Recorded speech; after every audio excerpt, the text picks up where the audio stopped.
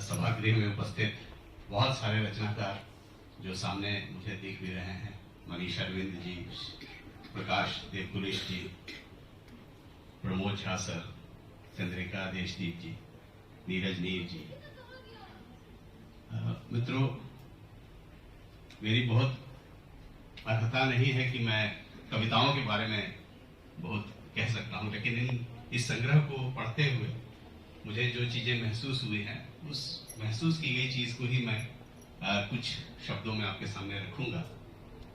मित्रों, सबसे पहले तो ये कि किसी बदमाश साहित्यकार ने कहा है, ऐसे ये प्रणव जी पत्रकार हैं मूल रूप से, तो उसी संदर्भ में ये एक बदमाश साहित्यकार की कही हुई उक्ति मेरे सामने है। कहते हैं कि जब साहित्यकार बिगड़ जाता है तो वो पत्रकार हो जाता है, और कोई शास्त्रीय गायक जब बिगड़ जाता है वो कव्वाल हो जाता है। तो मित्रों, इस बात में मेरा बिल्कुल विश्वास नहीं है, क्योंकि वो बदमाश साहित्यकार मैं नहीं, तो वो किसी और ने कहा था, मैं इसमें नहीं मानता हूं, क्योंकि प्रणव प्रियदर्शी जी पत्रकार होने के साथ साथ एक बहुत अच्छे कवि भी हैं। तो ये बात यहीं पर खारिज हो गई है। और वैसे एक और साहित्यकार जो चले गए, जो पत्रकार भी हैं और बहुत अच्छे कथाकार हैं, कमलेश जी, वो चले गए अभी। इसीलिए कुछ उदाहरणों से स्पष्ट हो जाता है कि ये बात सच नहीं है। तो प्रणव एक बहुत ही संवेदनशील कवि हैं, और जो इनकी कविताएं हैं उनको पढ़ते हुए ये महसूस होता है मूल रूप से कि ये विडंबना के कवि हैं। ज्यादातर कविताएं आप इनकी पढ़ेंगे तो उसमें विडंबना का स्वर जो है वो बहुत प्रमुख है। हालांकि अपनी कविताओं में ये आग्रह करते हुए दिखते हैं कि इनकी कोई राजनीतिक सोच नहीं है, बहुत तटस्थता के साथ चीजें लिख रहे हैं। लेकिन मित्रों, ये समय ऐसा है कि आप बहुत सारी चीजों से बच कर नहीं चल सकते हैं। आप अगर चाहेंगे कि मैं आज के समय की राजनीति से बच के चलूं, आज का समय जो बाजार का प्रभाव घर घर में आपके है उससे आप बच के चलें, इन तमाम चीजों से आप बचने की कोशिश करेंगे तो आप शायद युग सत्य को पकड़ नहीं पाएंगे।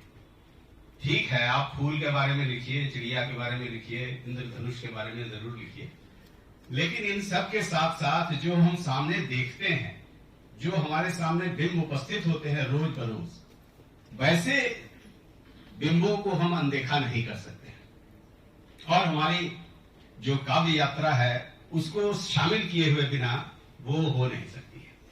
तो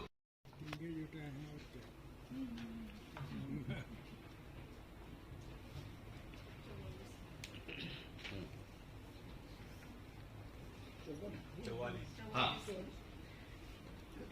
ये कहते हैं छिपकली कविता में कि आज दिन भर वर्षा हुई है, छिपकली कहीं दुबकी पड़ी थी, फतिंगे बेघर हो रहे थे। अब शाम हो रही है, फतिंगों की भीड़ मेरे घर के अंदर दीवारों पर बल्ब के पास भटक रही है। यह देखकर वहां छिपकली भी पहुंच गई है। हम जानते हैं मगर समझना नहीं चाहते कि छिपकली को जीने के लिए फतिंगों की भीड़ चाहिए। ये फतिंगों की भीड़ जब तक उस रूप में हम सामने नहीं आते हैं, तब तक छिपकली वहां पर मंडराती नहीं है। तो ये बहुत ही एक समय का हमारे सच है, और इसको आप किसी गैर राजनीतिक कविता कैसे कर सकते हैं? इसीलिए और भी कई कविताएं हैं इसमें।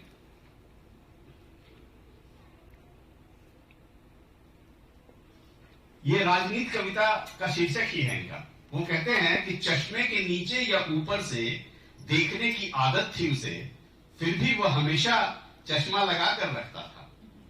अब देखिए इस विडंबना को आप कैसे देखते हैं कि ऊपर नीचे से देखते हुए भी चश्मे से उसको देखने की आदत नहीं है। तो इस तरह की जो छोटी कविताएं हैं उनकी, वो बहुत ही बेधक कविताएं हैं, और हमारे समय को बहुत ही बखूबी और बहुत ही बेधक तरीके से सामने लाती है।